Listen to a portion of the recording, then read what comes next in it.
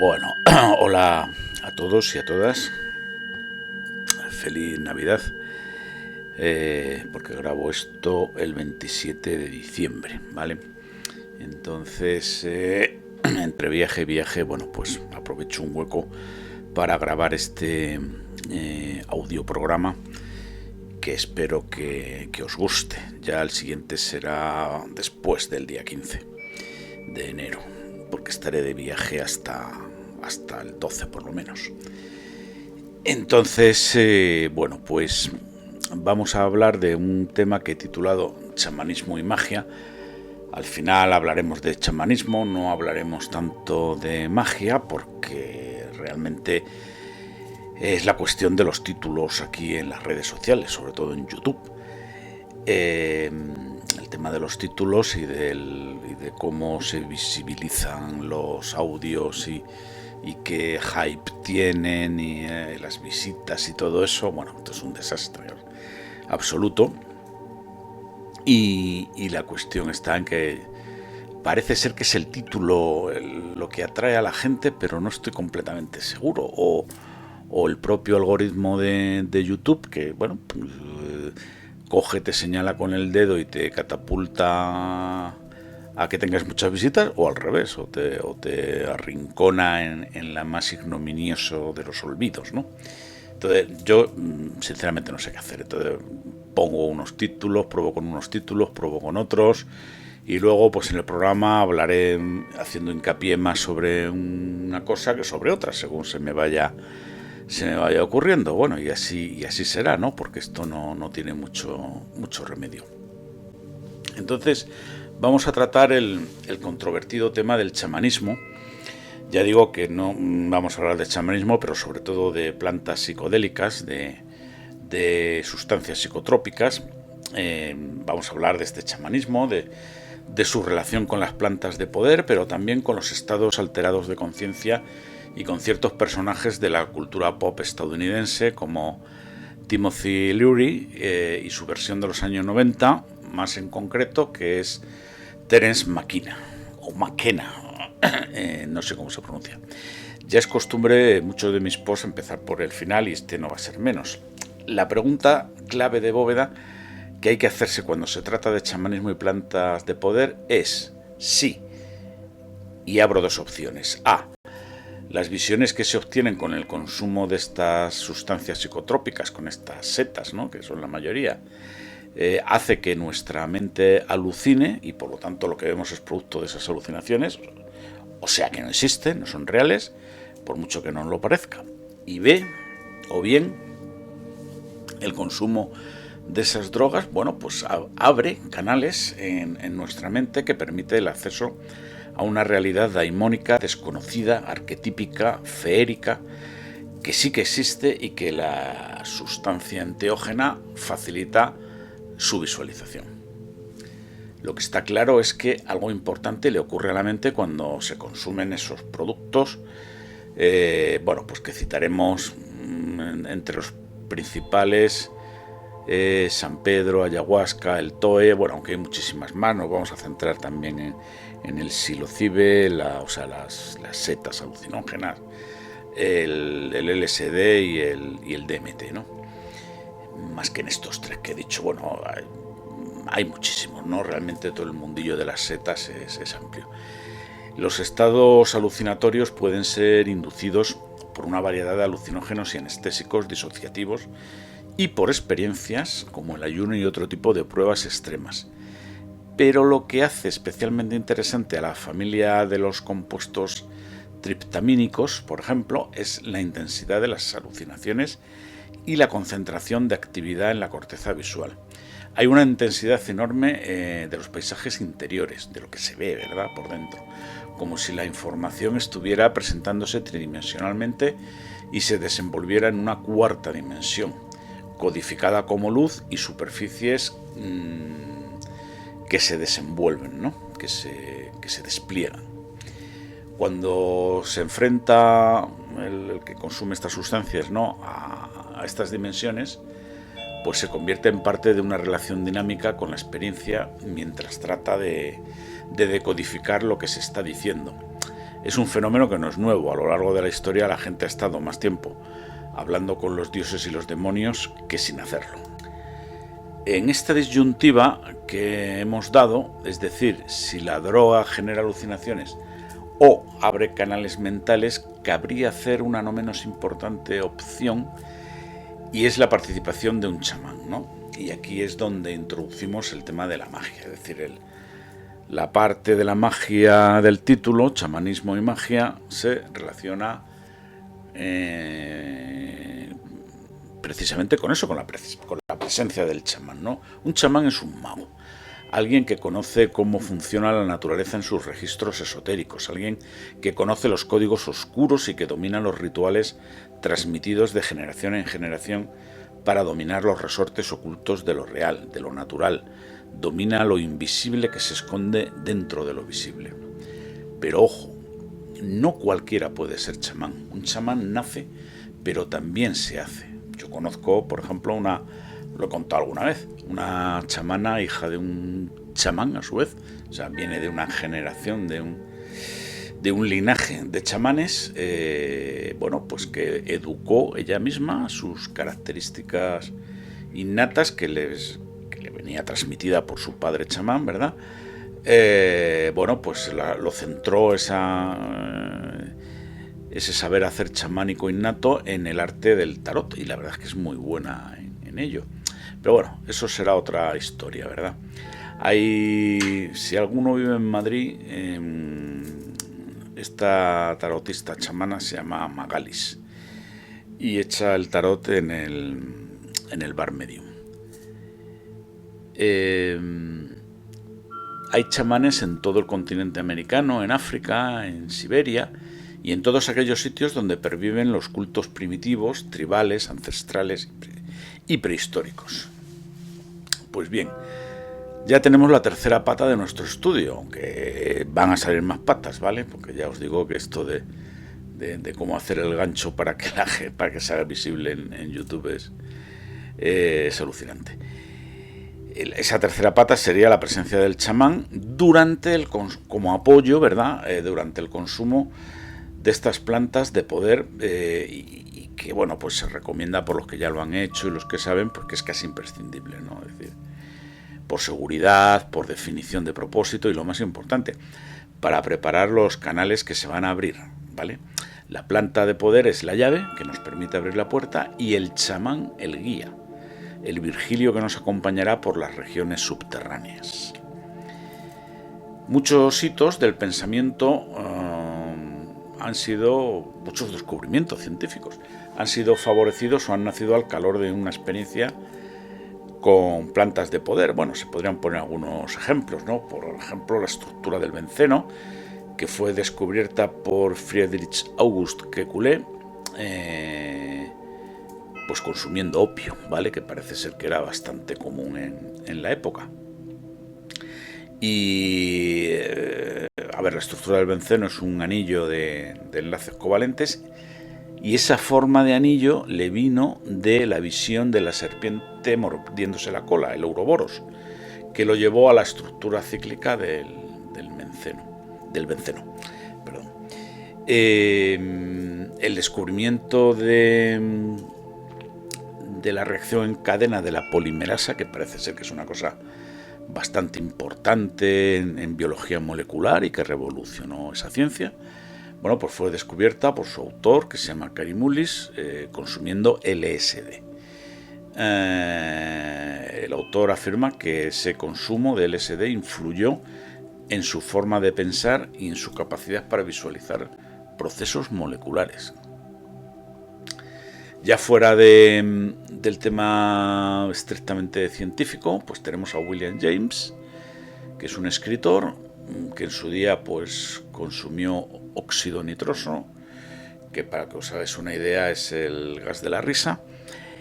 Y bueno, pues él afirma que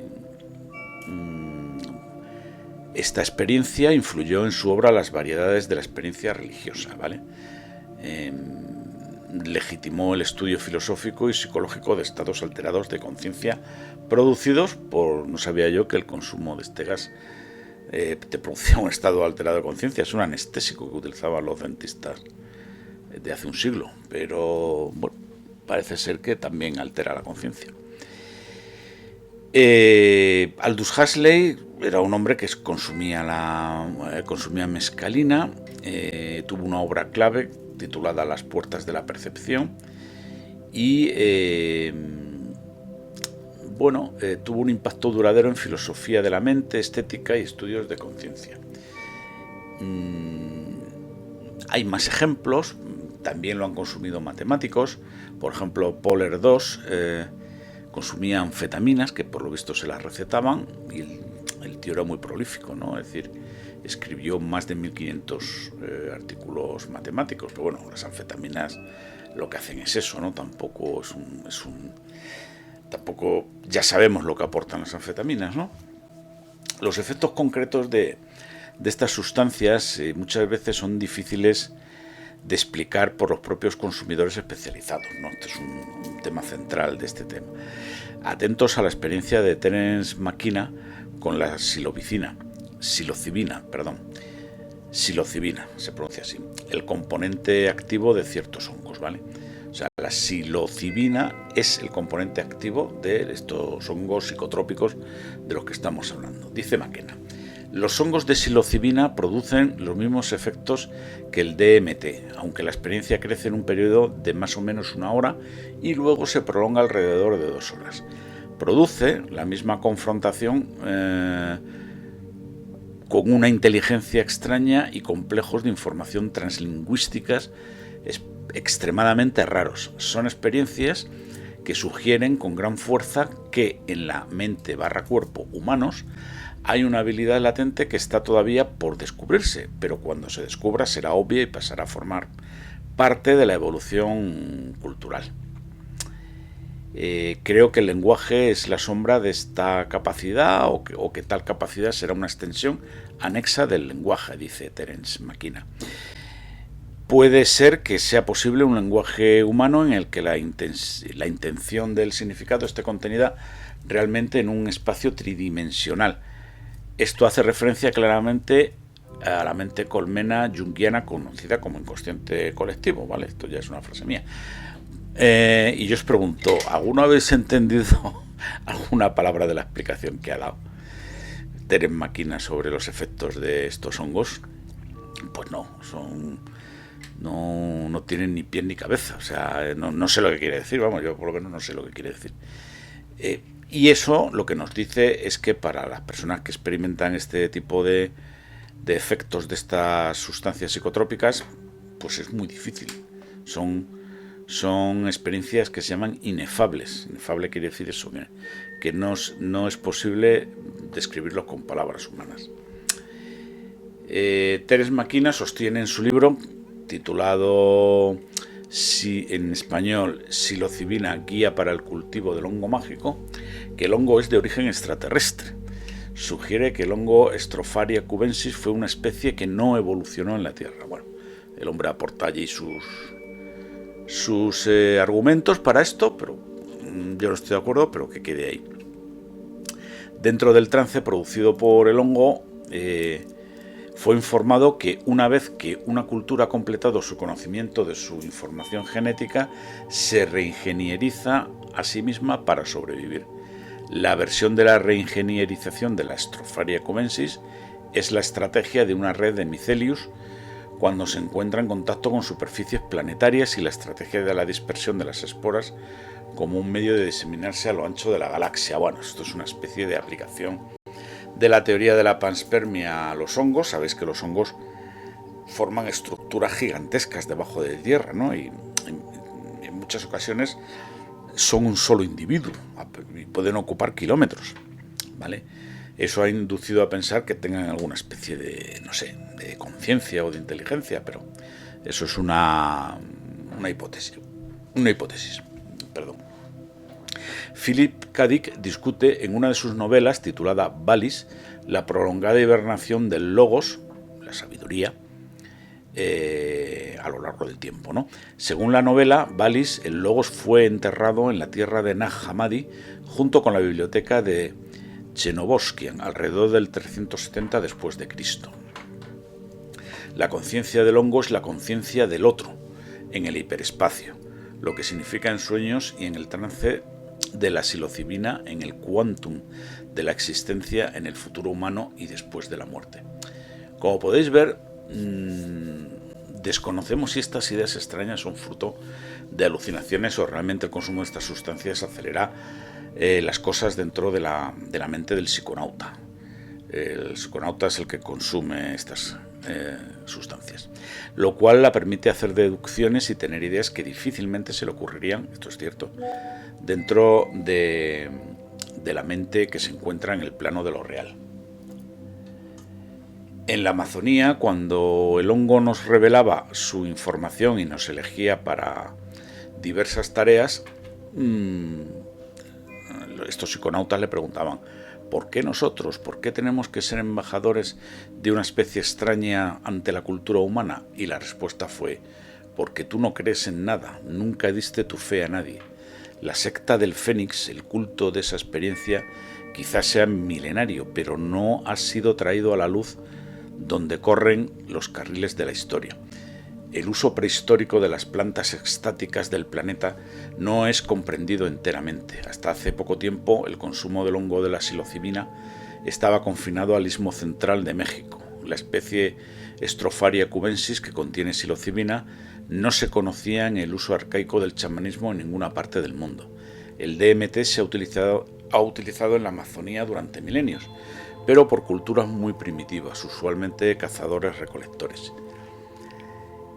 Bueno, existe también el llamado efecto agujero negro, que parece rodear el uso del DMT. Vamos a tomarlo como una metáfora. Intelectualmente el DMT es como un agujero negro, porque una vez que uno lo conoce volvemos una vez más a lo que decía antes, no es muy difícil explicar ese conocimiento adquirido a los demás y por lo tanto es muy complejo de hacernos entender. Por esa misma razón, la gente que alcanza la iluminación permanece silenciosa, porque no la comprendemos. Sus experiencias son, pues eso, inefables. Es algo en lo que quiero insistir. Son experiencias muy subjetivas, están profundamente enraizadas en nuestro cerebro y es muy complejo de explicar. Se parecen sospechosamente a las famosas y que tantos ríos de tinta han vertido experiencias cercanas a la muerte. Se les pregunta a los que han vuelto de una ECM que cuenten qué han visto o oído o experimentado y muchas veces se quedan en lugares comunes, ¿no? Cualquier libro que hayamos leído sobre ECMs nos pasa eso, ¿no? Que no nos aclaramos. No aciertan a expresarse, no les salen las palabras o directamente te dicen que tú no lo entenderías. Algo parecido parece que ocurre con el consumo de estas plantas de poder. Platón decía: si Dios no existiera, el hombre lo inventaría. Si el mundo psicodélico hiperdimensional no existiera, lo inventaríamos por medio de los ordenadores y la inteligencia artificial. De hecho, ya hay un proyecto de convertir el transhumanismo en una especie de religión laica. La marea del wokismo fue el solve que terminó por destruir todas las estructuras sociales y culturales salidas del inicio de la era atómica, y el coagula de nuestro tiempo va a ser justamente una tecnocracia, una suerte de hombre psicotrónico, una dictadura tecnificada, una sociedad futurista, tecnotrónica, andrógina, y a la que, a falta de redención y esperanza, únicamente habrá para ella un diktat de unas élites para las que solo somos ganado. Afortunadamente, en la tradición mundial existe el uso de las sustancias psicodélicas. Fritjof Capra nos da una descripción de concienciación en términos de física cuántica, pero no sabemos nada sobre la naturaleza de la realidad y por eso somos incapaces de dar una definición adecuada de mente, de existencia o de autoconciencia, ¿no? De quién es uno mismo. Probablemente estemos tan lejos de una noción subjetiva de la idea de Dios como cualquier otra sociedad del pasado. Parece increíble que la explicación científica más reciente y documentada y más o menos aceptada por todos los científicos sobre el origen del universo sea pues el Big Bang y sus derivados, ¿no? Un momento de altísima densidad cuando el universo entero brota de la nada y por una causa desconocida, ¿vale? O sea, El Big Bang no es una explosión que ocurra en el espacio y en el tiempo.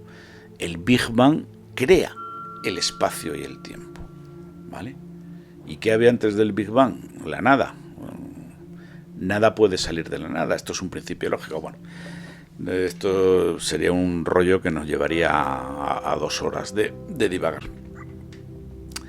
Stan Grof expuso la noción de psicoide. Esta palabra surgió del pensamiento de Jung cuando definía la naturaleza de la dinámica del inconsciente colectivo. Jung decía que tanto dentro de uno mismo como en el mundo hay cierta congruencia, viene a ser una especie de como el famoso principio de cómo es arriba es abajo del Kybalión, ¿no? Pero vamos a analizar el tema este.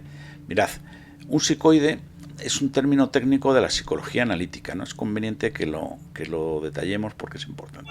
Introducido por Carl Jung, como hemos dicho, para describir una zona límite en donde lo psíquico y lo material se entrelazan y se vuelven indistinguibles.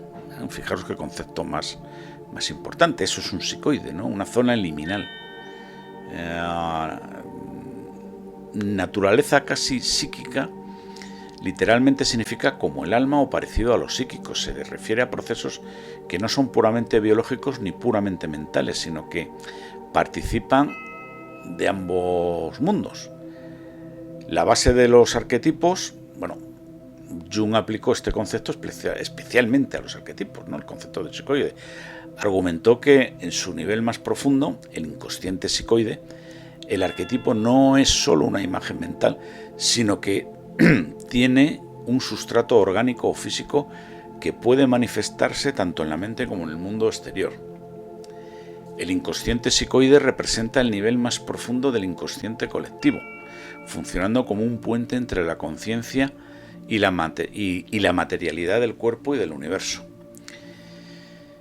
En resumen, el psicoide es aquello que sustenta la vida psicológica dentro de la realidad física, permitiendo fenómenos como la sincronicidad, que ya hemos explicado aquí en muchos posts, ¿verdad? Es la dimensión, fijaros, que los psicodélicos están tratando de explorar, los estados intermedios entre la mente y la materia, precisamente es el psicoide, ¿no? Lo que ellos intentan explorar. La migración de la conciencia, el entretejido sincrónico de la corriente interior y exterior de los eventos, son los fenómenos que se pueden ser repetidamente desencadenados por estos compuestos psicodélicos como los hongos o el DMT. Fritjof Capra expresó en forma contundente que la ciencia necesita un nuevo paradigma para ser capaz de transmitir la cambiante naturaleza de la realidad. Una de las cosas que los psicodélicos hacen aflorar es la curiosa cualidad literaria visible en la superficie de la existencia. Nos reconocemos como personajes de una novela siendo empujados y victimizados por varios tipos de fuerzas concurrentes que dan forma a nuestra vida. Bueno, acordaros de mi post en el que hablaba yo sobre patrones de nuestra existencia, creo que se llamaba así, o constantes de nuestra existencia, ¿no? Y bueno, pues aquí tenemos su raíz psicológica perfectamente explicada, ¿no? Personajes de una novela empujados y victimizados por varios tipos de fuerzas concurrentes, ¿vale? Yo actualmente estoy escribiendo en un cuaderno de estos que tienen las hojas en blanco. Estoy tratando de identificar precisamente esas fuerzas concurrentes, ¿no? Ejercicio porque creo que eso va a ser muy útil para mí, ¿no? Y va a explicar muchas cosas. Y es un ejercicio que os recomiendo. Fijaros, James Joyce en su obra Finnegan's Wake consiguió que esta obra, es una novela, tuviera estructura fractal. Como vosotros sabréis, un fractal, entre otras muchas propiedades, son espacios que tienen una dimensión que no es... O sea, nosotros vivimos en un espacio de dimensión 3, es un número entero, pero un fractal tiene dimensión fraccionaria, ¿vale? Es decir, puede que haya espacios que tengan dimensión, yo qué sé, 28 novenos, por ejemplo. Investigadores del Instituto de Física Nuclear de Polonia publicaron un estudio en 2016 que analizó la longitud de las oraciones en más de 100 obras literarias clásicas y tras analizarlo y estudiarlo, bueno, pues determinaron que Finnegan's Wake es virtualmente indistinguible de un multifractal matemático puro. Solo por esto ya casi merece la pena leerlo, ¿no? La obra presenta una simetría casi perfecta en sus patrones de puntuación y longitud de frases, lo que sugiere una estructura jerárquica compleja donde las partes reflejan el todo. O sea, presenta la propiedad de autosimilitud, ¿no? Las partes reflejan el todo. Es como el fractal del conjunto de Mandelbrot, donde se ve el propio conjunto como partes del conjunto en sí, principal. Esto se llama autosimilitud, ¿vale? El conjunto de Mandelbrot es un fractal. Terence McKenna, un referente del pensamiento psicodélico, frecuentemente, y del que ya hemos hablado, analizaba Finnegan's Wake como un mapa de la psique humana y de la historia. McKenna sostenía que la sintaxis humana, la sintaxis del lenguaje humano, tiene una organización fractal y que la obra de Joyce es un intento de crear un programa de generación fractal a nivel neurológico. Para los psicodélicos, la densidad lingüística y los juegos de palabras de Joyce imitan la lógica de los sueños y las visiones inducidas por sustancias, donde una sola palabra o imagen puede contener múltiples capas de significado simultáneo. Bueno, hasta aquí la parte, digamos, en relación con lo chamánico, lo medio mágico, lo fractal, lo lingüístico, etcétera, de todo este tema de las plantas de poder. Pero vamos con una segunda y última parte, que es la conexión ovni. Hay muchas más, o sea, de esto se puede tirar uno hablando horas y horas y horas, y eso resumiendo mucho, ¿vale? Pero hay una parte que no me resisto a incluir aquí en este post, que es la conexión del fenómeno ovni. Ya veréis qué interesante, ¿no? Relacionado con el tema de las plantas de poder. Para el hombre contemporáneo, las experiencias ovni han tenido una gran trascendencia, a pesar de que no pueden explicarse por los expertos o incluso los ufólogos. Primer punto fundamental que hemos remachado aquí 1.000.000 de veces. La experiencia ovni trasciende las explicaciones de expertos y ufólogos. En último término, bueno, pues no sería algo espacial que viene de las estrellas, no serían civilizaciones ni nada de eso, ni tampoco la histeria de masas o alucinaciones. Vale, o sea, en ese sentido el fenómeno es real, aunque inefable. Similar a las experiencias proporcionadas por sustancias psicotrópicas. En realidad sucede algo raro, algo que desafía las nociones epistemológicas modernas, como sería para los campesinos de Nueva Guinea un jet de transporte de la Fuerza Aérea de los Estados Unidos que aterrizara a su lado.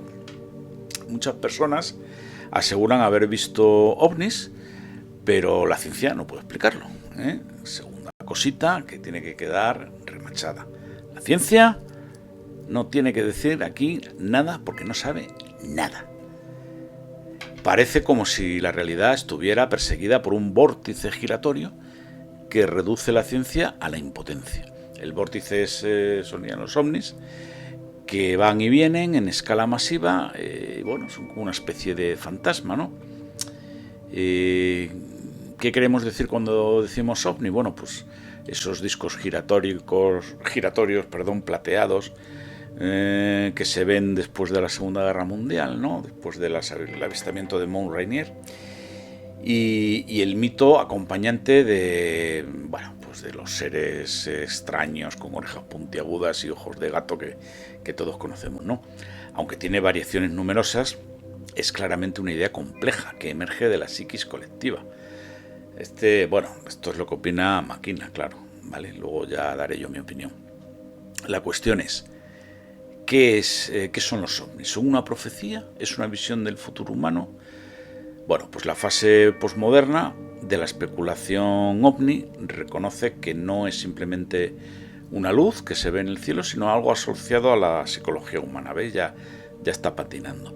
Los investigadores han determinado que los que ven ovnis son, en muchos casos, personas que piensan cosas raras, inusuales, inmediatamente antes de verlos, o no, como decía Rajoy. Los ovnis parecerían actuar como un catalizador ideológico, no sé qué es eso, para algún propósito, ¿vale? Jacques Vallée fue la primera persona que sugirió la teoría del termostato cultural de los ovnis en un libro llamado El Colegio Invisible.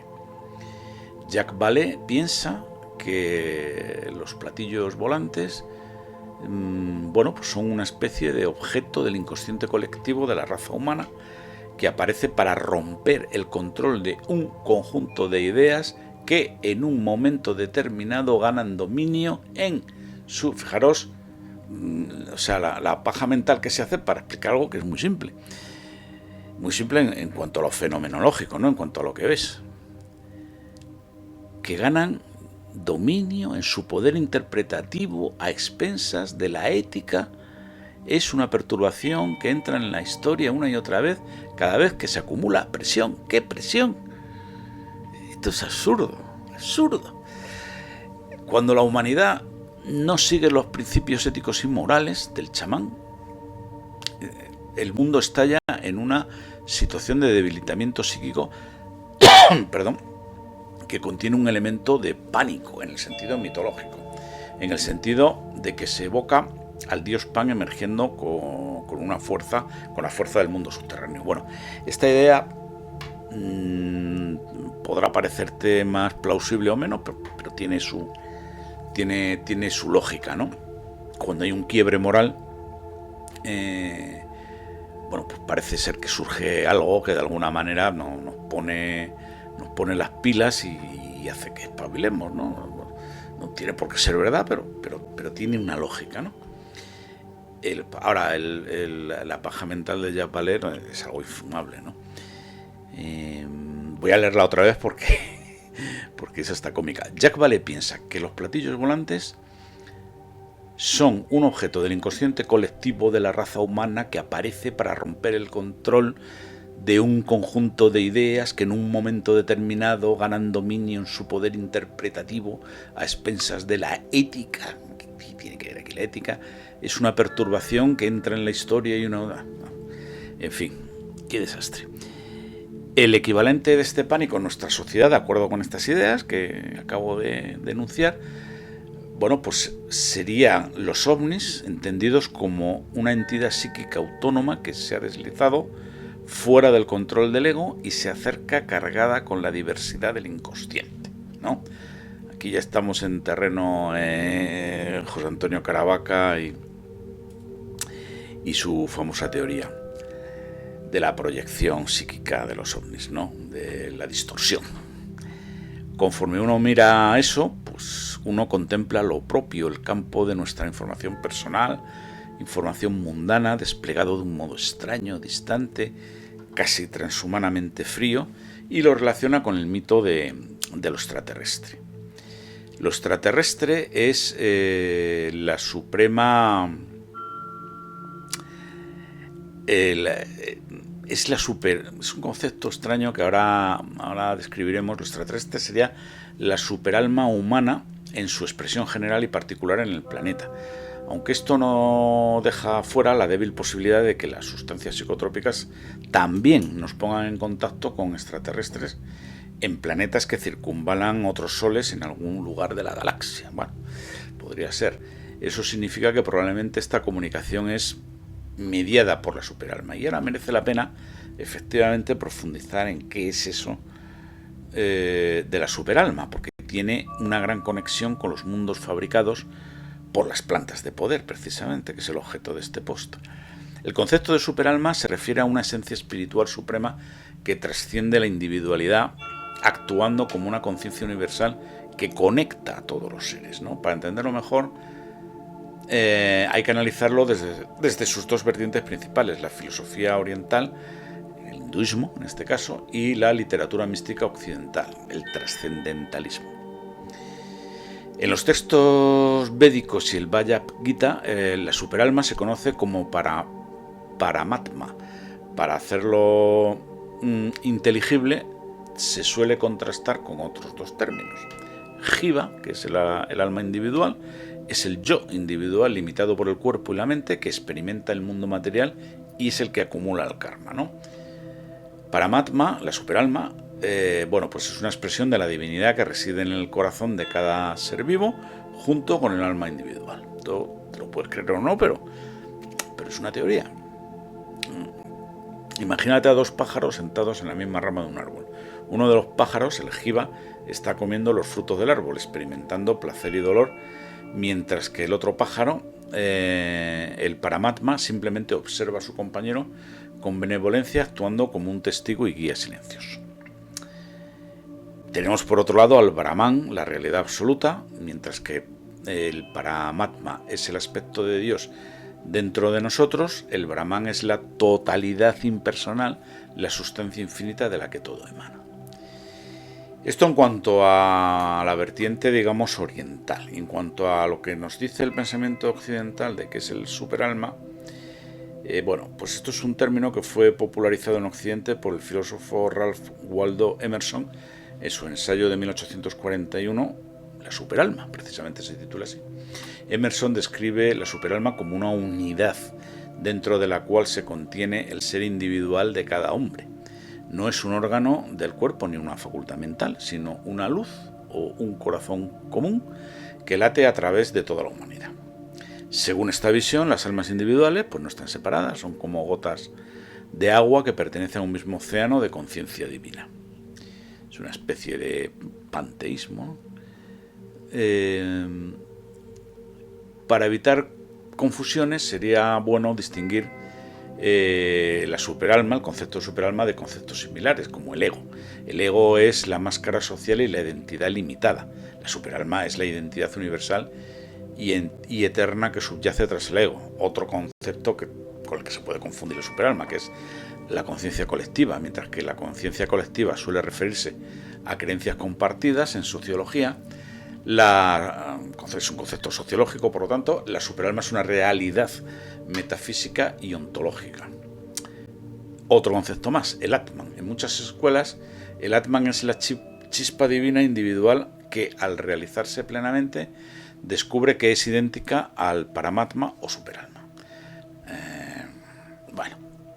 Dejando aclarado este tema del superalma, seguimos con el tema ovni. Los ovnis son una idea destinada a confundir a la ciencia porque la ciencia ha empezado a amenazar tanto la existencia de la especie humana como la del ecosistema planetario. Con el tema de las bombas atómicas, por ejemplo. Este es un momento en que se hace necesario un shock para la cultura equivalente a lo que fue el shock que supuso la resurrección de Cristo para el Imperio Romano. Los mitos que se desarrollan actualmente son similares a los mitos mesiánicos que precedieron la aparición de Cristo, ¿no? Es como si estuviéramos esperando a otro Cristo, pero un Cristo gnóstico. Son mitos de la intervención de una entidad superinteligente que proviene de las estrellas para revelar la manera correcta de vivir. Los ovnis podrían ser un disruptor de la ciencia a través de una serie de demostraciones dirigidas a convencer a la mayor parte de la humanidad de que el propósito de la historia es nada menos que la total inmersión en las enseñanzas que nos proporcionarían los tripulantes de esos ovnis. Una vez que estas enseñanzas, estos mensajes, fueran distribuidos por todo el mundo y todo el mundo se enterara, ¿no?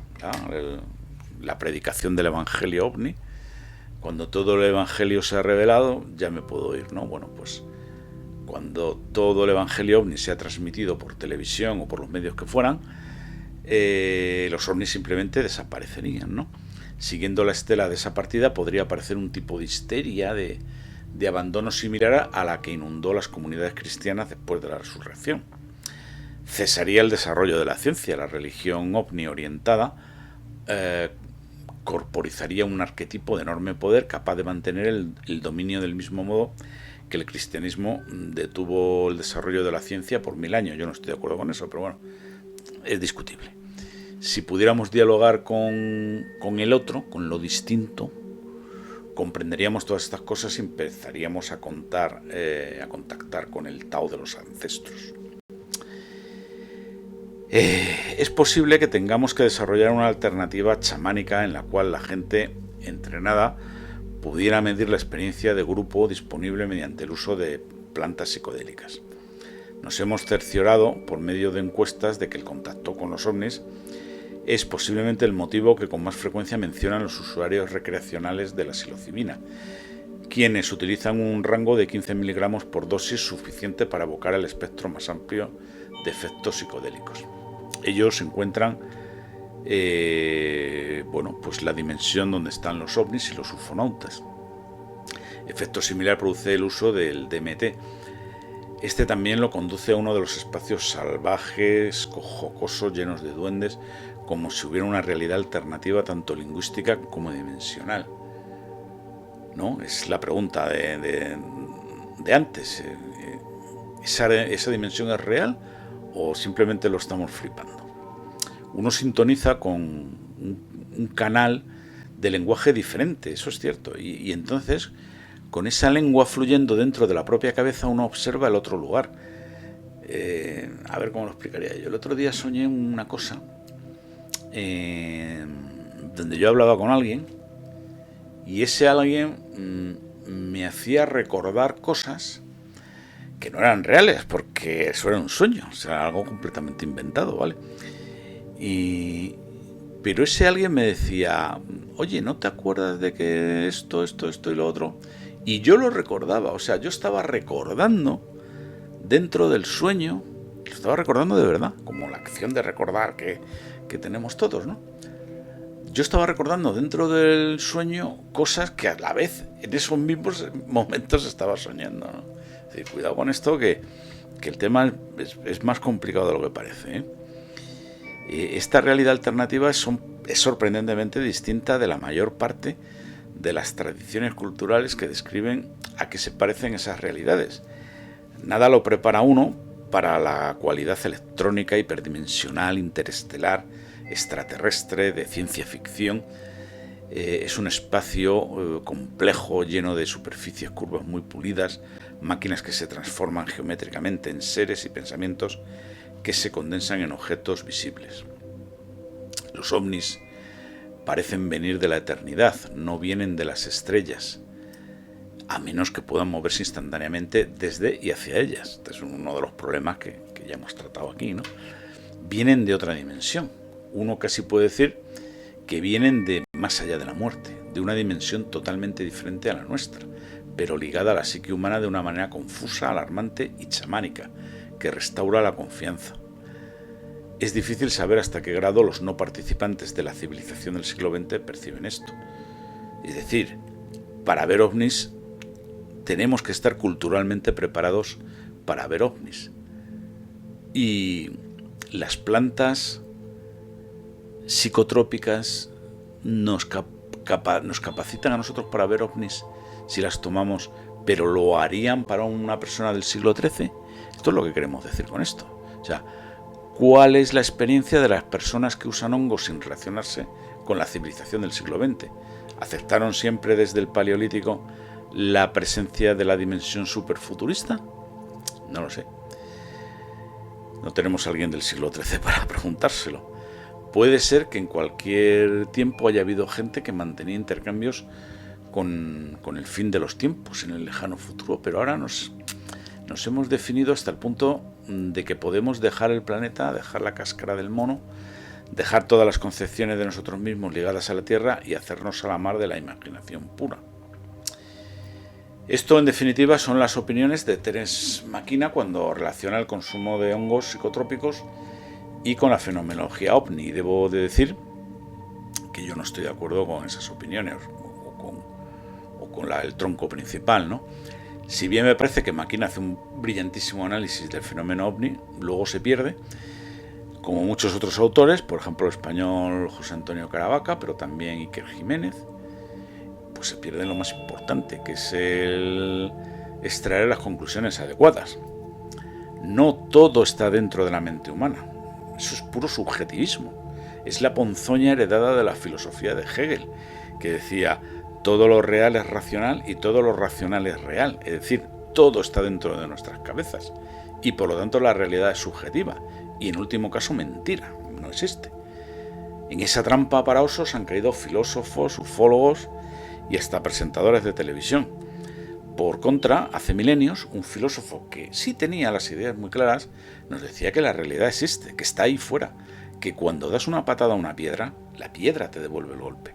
Ese filósofo era Aristóteles. Si yo salgo al campo, y bueno, excluyendo fraude, consumo de drogas u otra explicación natural, y veo un ovni, eso significa que he visto un ovni. No la imagen mental de una proyección, de una idea, del inconsciente, del colectivo que mi mente generó y me engañó. No, eso son chorradas. Y ofrecer una explicación mucho más compleja que el fenómeno en sí que pretende explicar. O sea, eso es saltarse ese gran principio de la lógica y del sentido común, que es la navaja de Ockham. Pero bueno, en esas estamos. Quizá la gran enseñanza que nos aporta el conocimiento de las plantas de poder sea que es posible que esas sustancias puedan abrir un canal de percepción que ahora mismo tenemos cerrado. Porque el mundo existe, está ahí fuera, y es nuestro cerebro el que lo percibe, no son alucinaciones. O sea, nuestro cerebro está percibiendo cosas reales.